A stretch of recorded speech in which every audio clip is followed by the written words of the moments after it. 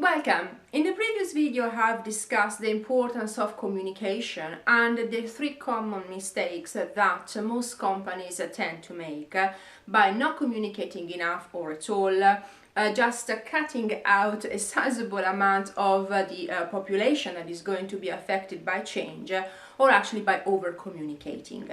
In this video actually I will focus on basically the key elements of communication, and specifically basically what a communication plan has to address. Specifically the communication plan has first of all to manage people's expectations. So basically the executives will have to communicate what the change is going to be, how the people are going to be impacted by change, and why change is taking place.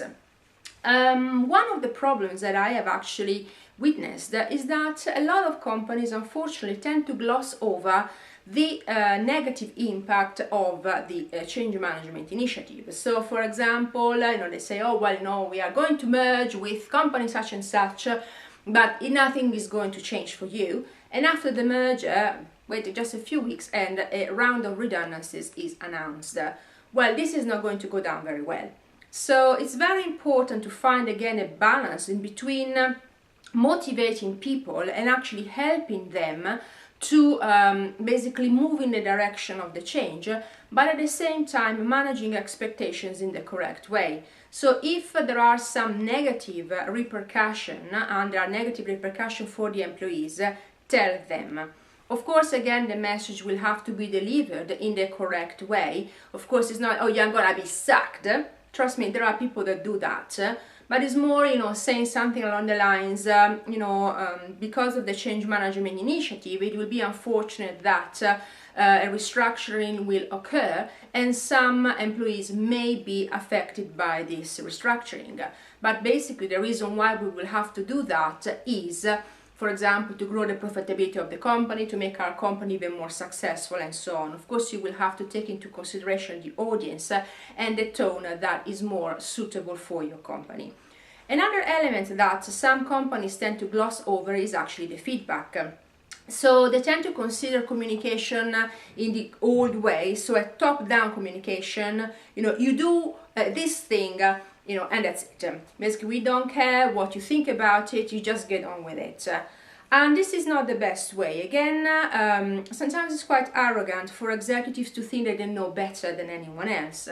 And that's because sometimes employees actually can come up with some ideas and with some remarks that can help the change initiative, for example, to be even more successful.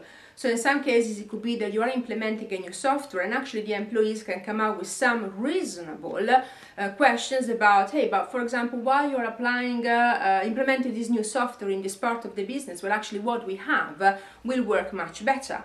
So it's important to give the employees the possibility to voice their concerns and to ask questions.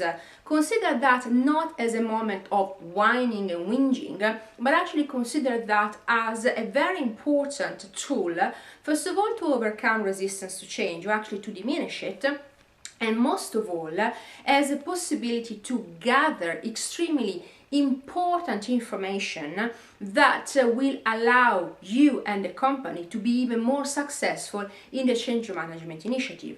It's true, there will be some people that will basically complain about the change no matter what, but let's remember, and let's go back to the model of Dr. Kubler-Ross. The executive basically had a chance to master and also to think about the change already. By the time that the change is basically channeled to the employees, the management has already had the chance to go through it and to process it. So it's not unusual, for example, for the management, when they communicate change to the employees, to think, oh, for goodness sake, it's taking ages here for them to go over. Yes, but the management very likely was made aware of this initiative 6 months earlier, 3 months earlier. So basically the employee find themselves at the beginning of this process of, oh my God, this is a shocking news, what is going to happen to me? So, as I said before, it's very, very important to give the employees the possibility to provide the feedback and to have a voice. Always manage expectations, listen to what they are saying, and most of all, be proactive. If you're gathering feedback, just don't pretend that, okay, thank you so much, and then, you're just ignoring what they are saying, because you will actually get the opposite reaction. So you will be like, okay, no matter what we say, they don't care. So again, with regards to communication, feedback in both ways is really important, is actually key. Thank you so much for watching.